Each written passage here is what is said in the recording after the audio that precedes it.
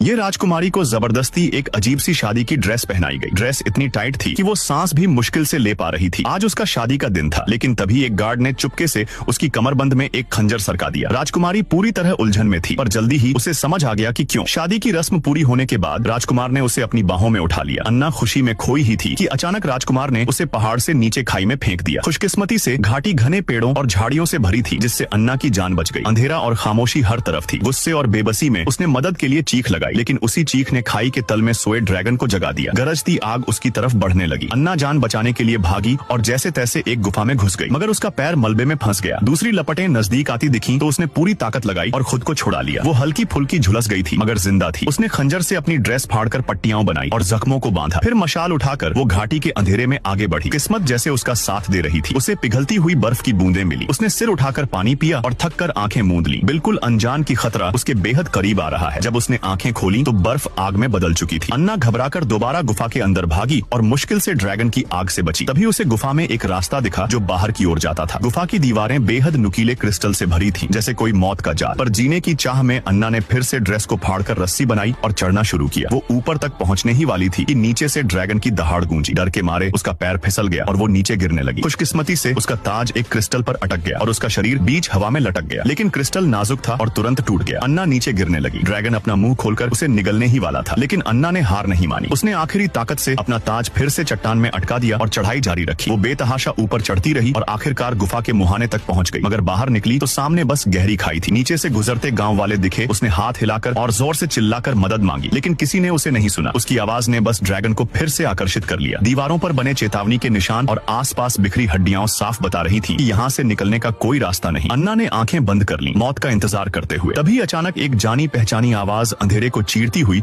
उसके कानों तक पहुंची।